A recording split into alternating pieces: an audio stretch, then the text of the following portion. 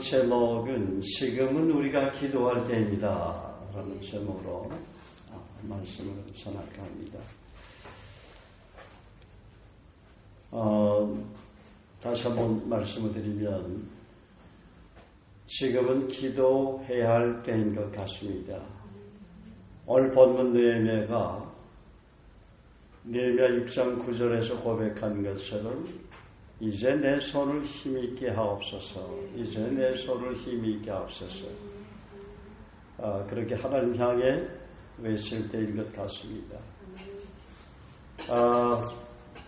지금 우리 민족이 직면한 혼란뿐만이 아니라 우리가 잘 알듯이 미국의 새 대통령 트럼프가 당선되면서 세계인들은 앞으로 미래가 어떻게 과연 변해갈지 많은 혼란과 갈등 가운데 어려움을 겪고 있는데 우리 그리스도인들은 하나님을 향해 두 손을 들고 기도할 때인 것 같습니다. 주여 이제 우리의 손을 힘있게 하옵소서. 하나님 사랑하시는 여러분, 우리가 하늘을 향해 부르짖을 때 우리에게는 언제나 희망이 있습니다. 하나님은 언제나 우리의 기도를 들으시고 긍휼히 여기시며 응답해 주시는 신실하신 좋으신 하나님이시기 때문입니다. 우리가 비록 세상에 속해 살지만 그리스도 안에서 사는 하나님의 나라의 백성이기 때문입니다. 본질적으로 천국 시민이 되었기 때문에 한 번씩 세상의 영향을 받지만 그러나 하나님 나라의 백성으로서 이 우주 만물을 통치하시고 주관하시는 그 하나님의 주권과 선한 영향력 아래 우리 그리스도인들은 특별히 이끌림을 받고 산다는 놀라운 성이 우리에게 있는 것입니다. 하나님 나라의 백성이 되면 하나님의 주권과 성령의 법 속에 예속되어 살고 있기 때문에 특별히 하나님께 주신 특권이 있습니다. 이루 헤아릴 수 없을 만큼 수많은 특혜가 있고 특권이 있습니다. 세상에 살고 있지만 세상이 줄 수 없는 수많은 영적인 특권, 옵션을 누리고 있습니다. 몇 가지만 소개하면 다음과 같습니다. 우리가 예수 그리스도를 구세주로 믿고 마음에 모셔드리면 첫째 구원의 은혜를 누리게 됩니다. 한 번 받은 구원은 영원한 것입니다. 둘째, 예수님의 십자가의 보혈로 죄사함을 받은 우리들이기 때문에 죄로 인해 하나님의 심판으로 영원히 형벌을 받는 것에부터 완전히 면제받게 된 것입니다. 셋째, 성령 하나님께서 그리스도인 안에 들어오심으로 우리의 몸은 어떻게 해요? 이미 거룩한 성전이 된 것입니다. 또한 왕같은 제사장, 거룩한 나라, 그리스도를 대신하는 그리스도의 대사가 되었습니다. 그리스도로 인해서 창조주 하나님의 자녀가 되었고 영원한 생명을 얻은 자가 되었습니다. 내가 저에게 영생을 주노니 주는 영원히 멸망치 아니할 터여 또 너희를 내 손에서 빼앗을 자가 없느니라 그랬습니다. 너희를 주신 내 아버지는 많이보다 크시며 아무도 아버지 손에서 빼앗을 수 없느니라. 요한복음 10장 28절 29절 말씀이죠. 또한 올저로 내가 세상 끝날까지 너희 항상 함께 계시랴. 우리가 잘 아는 마태복음 28장 20절 말씀처럼 세상 끝날까지 우리가 주님 나라에 가는 그날까지 하나님께서 늘 우리와 함께 하신다는 것입니다. 뿐만 아니라 하늘과 땅에는 모든 권세를 지신 하나님의 권세를 움직일 수 있는 기도의 권세를 누구에게? 바로 저와 여러분 우리 그리스도인들에게 주셨다는 사실입니다. 또 우리의 모든 일상적인 필요뿐만 아니라 우리가 간절한 어떤 필요를 위해서 그리스도 예수 이름으로 기도할 때마다 하나님께서는 하늘문을 여시고 우리의 기도를 들으시고 언제나 신실하게 풍성하게 응답해 주시는 것입니다. 우리가 잘 아는 요한복음 15장 7절 너희가 내 안에 거하고 내 말이 너희 안에 거하면 무엇이든지 원하는 대로 구하라. 그리하면 이루리라. 우리 가운데서 역사하시는 능력대로 우리 온갖 구하는 것이나 생각하는 것에 넘치도록 능히 베푸시는 그 하나님, 바로 우리가 그리스도 예수 이름으로 기도할 때마다 하나님은 하늘문을 여시고 저와 여러분의 피로, 교회의 피로, 저와 여러분이 살고 있는 우리 민족의 피로, 이 지구촌의 피로들, 선교의 피로들을 일일이 헤아릴 수 없이 응답해 주시는 그 하나님을 우리는 찬양하지 아니할 수가 없는 것입니다. 뿐만 아니라 성경을 통해 하나님은 우리에게 수많은 주옥 같은 약속을 주셨습니다. 우리가 그 약속의 비밀을 깨닫기만 한다면 수많은 은혜를 누리는 가운데 보화를 켤 수가 있습니다. 하나님은 약속하신 말씀을 통해 일하시는 하나님이라고 고린도서 1장 20절, 민수기 10장 19절 20절, 에레미야 33장 2절에 분명히 약속되었기 때문입니다. 예를 들어서 작금의 불안정한 현실을 볼 때 우리는 여호와니시 하나님을 주장할 수 있을 것입니다. 하나님은 수많은 기독교 역사를 통해서 여호와니시 하나님을 우리에게 얼마나 많이 보여주셨습니까? 하나님은 성경을 통해 승리에 대한 수많은 약속을 주셨고 그 약속대로 실제 행하셨다는 것을 우리는 성경을 통해서 분명히 확인할 수가 있습니다. 우리는 시편 20편 5절과 시편 60편 4절을 붙들고 기도하면 선포할 수가 있습니다. 우리가 너의 승리로 인하여 개가를 부리며 우리 하나님의 이름으로 우리 길을 세우리니 여호와께서 내 모든 기도를 이루시기를 원하노라. 주를 경외하는 자에게 깃발을 주시고 진리를 위하여 달게 하셨느니라. 주를 경외하는 자는 하나님 말씀에 순종하는 가운데 하나님 보호자 앞에 엎드려 하나님만 의뢰하며 기도하는 사람입니다. 하나님 반드시 우리의 기도를 들으시고 응답하십니다. 또 고린도후서 2장 14절은 말씀합니다. 항상 우리를 그리스도 안에서 이기게 하시고 우리로 말미암아 각처에서 그리스도를 아는 냄새를 나타내시는 하나님께 감사하노라. 할렐루야. 왜 하나님께서 우리를 항상 이기게 하십니까? 그리스도께서 십자가의 죽으심과 부활로 사탄의 세력을 이미 이기셨기 때문입니다. 그래서 저와 여러분은 그리스도 예수 안에서 이긴 자들입니다. 우리 한번 옆사람 뒷사람 축복할게요. 당신은 그리스도 예수 안에서 이긴 자입니다. 당신은 그리스도 예수 안에서 이긴 자입니다. 예수님의 이름으로 사랑하고 축복합니다.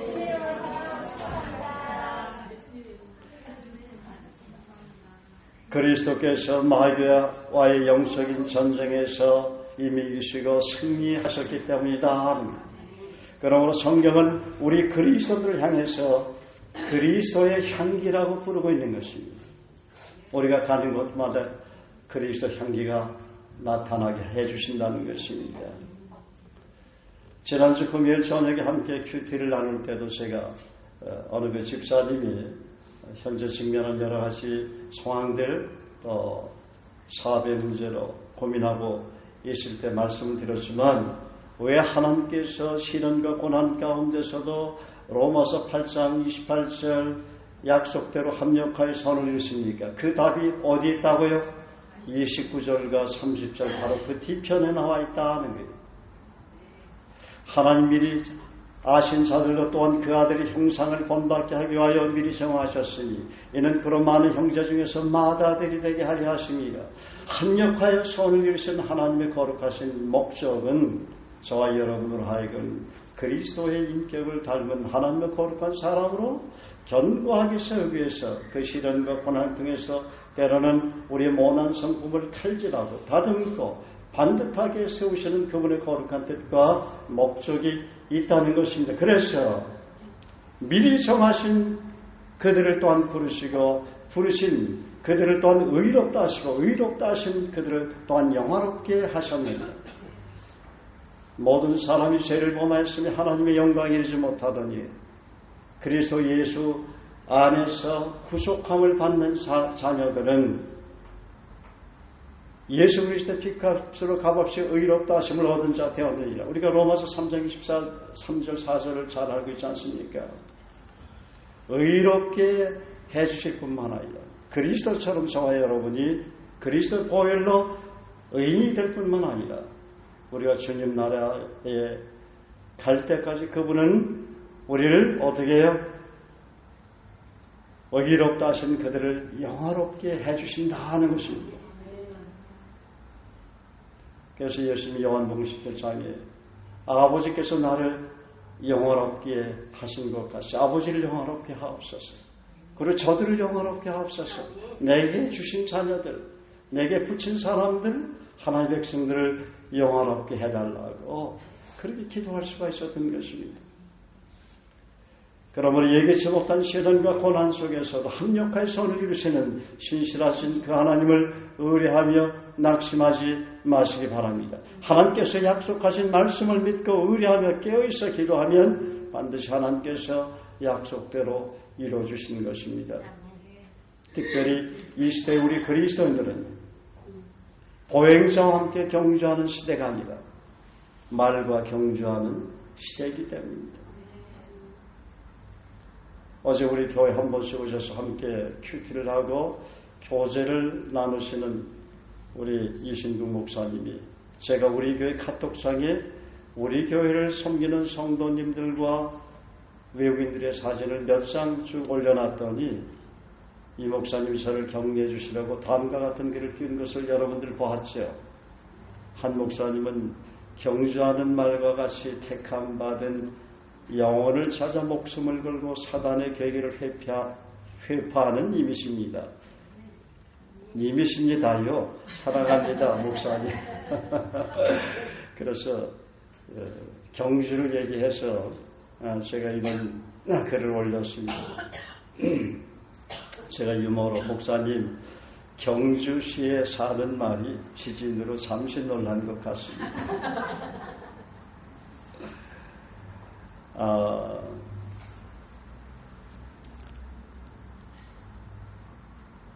그래서 그 말씀을 생각하면서 떠오르는 말씀이 예레미야 12장 5절 말씀이었습니다.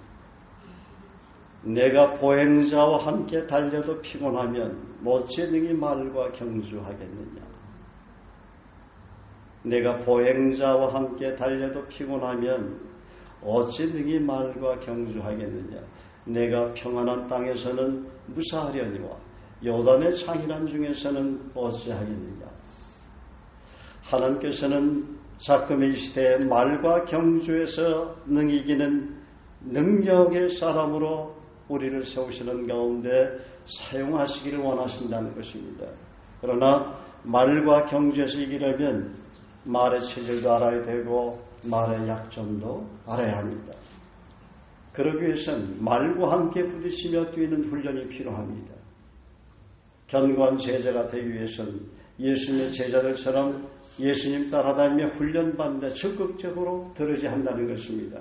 제가 평신도 때부터 그런 훈련을 받지 못했다면 밤낮을 가리지 않고 외국인들에게 뛰어다니며 영어로 복음 전하고 암송을 시키면서 양육한다는 것은 불가능했으라고 저는 생각합니다. 여러분, 요단의 창이란 중이라는 말은 당시 유다의 매년 4월에서 5월이면 강물이 범람해서 주변의 곡식을 삼키던 요단강 주변의 수몰 현상을 가리키는 말입니다. 이 비유는 예레미야에 대한 정치의 종교 지도자들의 박해가 홍수처럼 밀어닥칠 때를 말합니다. 그런 때가 오지 않는다고 우리가 어찌 예견할 수가 있겠습니까? 지금 자금의 시대를 바라보면서. 그러나 그 가운데서 하나님은 부흥을 이미 시작하셨다고 제가 믿음으로 선포를 했습니다.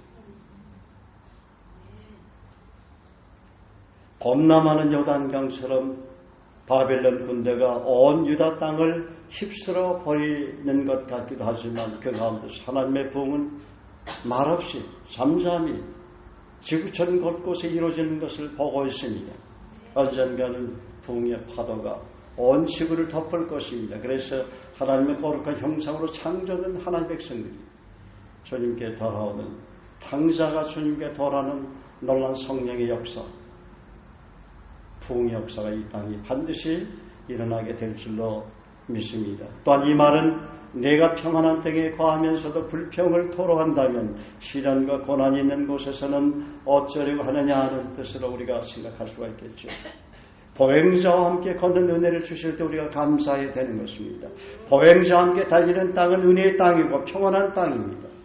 은혜의 땅, 평안한 땅에 살면서도 감사하지 못하고 불평하고 산다면 우리 가까운 이북에 있는 우리 크리스찬들이나 무슬림 가운데서 핍박받고 살고 있는 수많은 크리스찬들은 어떻게 살겠습니까? 시련의 땅을 통과할 때 또한 우리는 성숙한 믿음의 경지에 이르게 되는 것입니다. 또한 시련의 땅을 통과하여 가나안 땅을 정복하는 믿음의 영웅들이 되는 것입니다. 우리 교회에서는 특별히 새생산의 사역을 건강하게 할 수 있는 일꾼을 배가하는데 비전을 가지고 교회 설립 때부터 지금까지 실천하고 있는데 전관 일꾼으로 세우기 위해서 어떻게 사람을 도와나가야 하는지 양육의 원리에 대해서 잠시 생각해 보기로 하겠습니다. 간단하게 몇 가지만 제가 여러분에게 아시는 분도 계시지만 말씀을 드리겠습니다. 첫째는 뭐냐면 성품 개발입니다. 캐릭터 디벨롭. 일꾼이 되기 위해서는 그리스도인격을 닮아가기 위한 성품을 개발시키는 데 헌신하도록 도와줘야 합니다.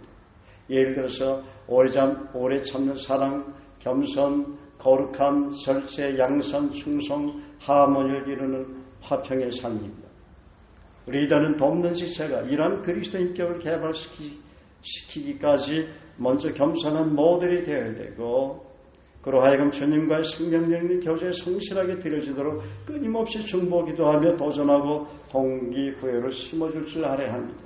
또한 정기적인 교제를 통해서 체크하고 검증하면서 그리스도에서 좋은 군사가 되기까지는 때로는 리더십이 고민하고 있는 고난의 현장에도 자연스럽게 바울 사도가 디모데를 끌어들였듯이 리더십이 고민하고 있는 그 고난 현장에도 자연스럽게 끌어들여 함께 팀워크하게 하는 성령의 지혜, 이 성령의 리더십이 필요한 것입니다. 여러분, 복음과 함께 권을 받으라는 말씀은 주님께서 제시한 명령이기도 하지만 사실 고난의 풀무불을 통해서 성육의 인격이 산출되는 것 아닙니까? 그러므로 그리스도인에게 고난이 없으면 어떻게 될까요? 세속화되는데 그 다음엔 하나님의 형벌이 따르게 됩니다. 중세시대 교회 타락은 바로 어디 있었다고요? 세속화에 있었다. 세속화. 두 번째, 사람들에 대한 관심입니다. Heart for people. 주님께서 가장 관심과 초점을 맞추는 것은 무엇일까? 영혼에 대한 관심과 사랑이다. 그러므로 주님은 세 계명을 우리에게 주셨습니다. 세 계명을 너에게 전하니 서로 사랑하라. 내가 너희를 사랑한 것 같이 너희도 서로 사랑하라. 너희가 서로 사랑하면 이로써 모든 사람이 너희가 내 제자인 줄 알리라 그랬죠. 십계명보다 더 깊이 묵상하고 실천할 계명이 세 계명이다. 세 계명을 지키면 십계명 지키는 건 그렇게 어렵지 않다. 세 계명에 헌신할 때 사람들을 헐뜯을 수 없고 비판할 수 없습니다. 또한 주님처럼 영혼을 사랑한다면 우상 숭배도 할 수 없습니다. 부모에게 불효할 수도 없고 살인할 수도 없고 간음할 수도 없고 도둑질을 할 수도 없고 부정직하게 살 이유도 없습니다. 그러므로 주님은 십계명보다 더 소중한 세 계명을 주신 것입니다. 그래서 십계명의 본래 고향은 세 계명에서 뿌리에서 나왔다고 제가 말씀을 드렸습니다. 사도 바울은 자기가 돕는 사람들을 위해서 복음뿐만 아니라 목숨까지 주기를 즐겨하는 삶을 살았습니다. 나의 자존심만 건드려도 기분이 나쁜데 사도 바울은 그런 높은 숙이는 삶을 살았습니다. 데살로니가 전서 2장 8절은 어떻게 말씀하고 있습니까? 우리가 이같이 너희를 사모하여 하나님의 복음으로만 아니라 우리 목숨까지 너희에게 주기를 즐겨하니 너희가 우리의 사랑하는 자 되리라. 형제들아, 우리의 수고와 애쓴 것을 너희가 항상 기억하리라. 너희 아무에게도 누를 끼치지 아니하려고 밤낮으로 일하면서 너희에게 그리스도의 복음을 전파하였노라. 우리가 이같이 수고하는 것을 너희도 알고 하나님도 아신다. 그렇게 바울 사도는 고백을 하고 있습니다. 세 번째는 무엇일까요? 확신입니다. conviction. 이 확실한 일에 헌신하도록 도와줘야 합니다. 우리 교회에서 늘 새가족이 들어오면 도와주는 이 그리스도인의 5가지 확신이라든지 이 73구절 또 189절을 암송하면서 그 안에 담겨있는 뜻들을 가르쳐주고 또 그 말씀을 그대로 실천하도록, 그래서 하나님의 약속에 대한 명확한 그런 확신과 주님이 주신 성령께 주신 그런 비전 가운데 생애의 목표가 새롭게 설정이 되고, 그러면서 주님의 마지막 지상 사명에 남은 생애를 각기 받은 은사에 따라서 주님을 섬기는 것이 바로 제자의 삶을 살아가는 사람들이 우리가 도와줘야 할 확신입니다. 여러분, 확신이 없으면 사람은 무너지게 됩니다. 여러분, 거액을 왜 은행에 맡깁니까? 은행에 대한 확신이 있기 때문 아닙니까? 물론 한동안 IMF 때는 은행도 못 믿을 때가 있었습니다. 그러나 우리가 일반적으로 돈을 은행에 맡기는 것은 은행에 대한 확신이 있기 때문이다. 디모데후서 3장 14절 15절을 말합니다. 너는 배우고 확신한 일에 거하라. 왜 크리스찬들이 이 시대를 바라보면서 환경을 바라면서 흔들리고 넘어집니까? 확신이 없기 때문에 그래요. 확신이 없기 때문에.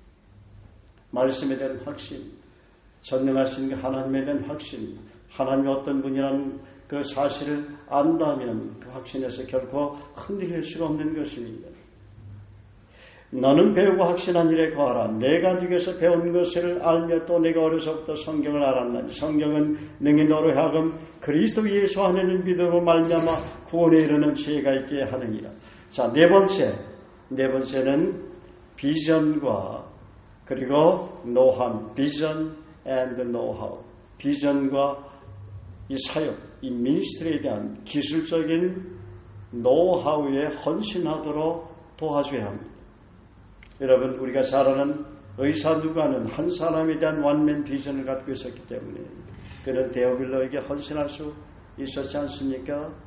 주님께서 나에게 개인적인 관심을 가지고 콜링한 것처럼 여러분, 이삭과 같은 한 사람을 얻을 때 세계를 얻게 되는 것입니다. 천하 만민이 복을 받는 아브라함과 같은 축복을 누리게 되는 것입니다. 누가는 완면 비전에 대한 성서의 원리를 통해서 배가의 비전을 사도 바울의 사역을 옆에서 지켜보고 배웠기 때문에 배가의 비전을 통해서 세계의 비전을 바라본 탁월한 일꾼이었습니다. 그래서 누가복음과 사도행전은 누구에게 썼다고요? 데오빌로에게 누가가 쓴 소신서 다 아닙니다. 오늘 본문 느헤미야 6장 9절에는 느헤미야의 위대한 기도문이 나옵니다. 하나님, 이제 손을 힘있게 하소서. 사람은 언제 가장 힘있는 손이 됩니까? 기도하는 손이 될 때입니다. 기도하는 손이 인생을 지탱하는 손이 되고 역사를 이루는 손이 되고 이웃에게 많이 베푸는 큰 손이 되는 것입니다. 사실상 느헤미야가 쌓은 성벽은 망치와 돌로 쌓은 것이 아니라 기도로 쌓은 것 아닙니까? 기도의 벽돌로 하나하나 우리가 인생을 설계해 나가고 쌓아 나갈 때 가장 튼튼하고 형통한 인생이 되는 것입니다. 하나님께서 귀하게 쓰신 사람들은 기도의 사람들이었습니다. 모세는 민족이 멸망하는 것을 기도로 막았습니다. 그는 시내산에서 하나님과 대면하고 내려올 때 백성들이 우상 앞에서 절하고 금송아지 앞에서 춤을 추는 기가 막힌 장면을 목격합니다. 모세는 백성들의 죄를 책망하고 모든 우상을 파괴합니다. 그리고 나서 다시 기도의 산으로 올라가 진노하시는 하나님 앞에 대신 회개하며 기도하지요. 모세가 주께로 돌아 말하기를 이 백성이 큰 죄를 지었고 자기들에게 금으로 신들을 만들었나이다.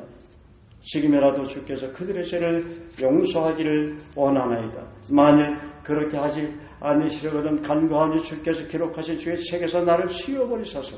출애굽기 32장 31절 32절이죠. 그는 기도를 통해서 하나님의 진노가 자신이 섬기는 백성들에 쏟아진 것을 막았습니다. 사도 바울은 로마서 9장 1절 3절에 그리스도께서 기도하신 내용과 버금가는 열정과 애통하는 마음으로 동족 이스라엘의 구원을 위해서 절규하며 기도하는 것을 봅니다. 내게는 큰 슬픔이 있고 내 마음속에는 고통이 쉴 새 없이 밀려옵니다. 하나님, 저는 내 동포를 위해서라면 저 자신이 저주를 받아 그리스도로부터 끊어졌다도 좋다는 각오가 되었습니다. 하나님, 우리 민족을 불쌍히 여겨 주시옵소서. 이렇게 하나님 앞에 간절히 간구하는 것입니다. 다니엘은 바벨론의 포로로 잡혀 노련 상황에도 불구하고 기도하기로 결심합니다. 죽음의 위협 아래서 다니엘은 창문을 열고 예루살렘 성전을 향해 하루에 3번씩 간절히 기도합니다. 그는 자신의 죄와 이스라엘 백성들을 위해서 얼마나 간절히 매달며 기도했는가에 대해서 성경은 너무나 잘 보여주고 있습니다. 다니엘에게는 절망적인 나날이 아닐 수 없었습니다. 이스라엘은 당시에 노예 상태에 놓여 있었고 다니엘은 몹시 초췌한 모습으로 변했습니다. 그에게는 하늘로부터 오는 지혜와 성령의 음성이 필요했습니다. 선택의 여지가 없었습니다. 그러나 그는 기도했습니다. 온 마음을 다해서 3주 동안이나 금식하며 기도했습니다. 우리가 살다 보면 위기의 순간이 찾아올 때가 있습니다. 인간관계에 금이 가고 우리가 원하면서 바랐던 그 목표가 깨어지고 실직을 당하고 갑자기 생각지 못한 그 사고가 생기고 사랑했던 사람이 이 세상을 떠나버리는 등 삶을 포기 아픈 압력이 내게 밀려올 때가 있습니다. 그럴 때 우리는 어떻게 합니까? 모세처럼 바울처럼 다니엘처럼 금식하며 기도할 것입니다. 그러나 그보다도 심각한 것은 무엇일까? 영적인 IMF 현상이다. 예배를 들어도 기쁨이 없고 말씀을 봐도 냉랭하기만 하고 기도를 해도 이전처럼 뜨거움이 차오르지 않고 그저 밋밋하기만 하고 교회를 가도 빨리 그 자리를 떠나고 싶은 현상입니다.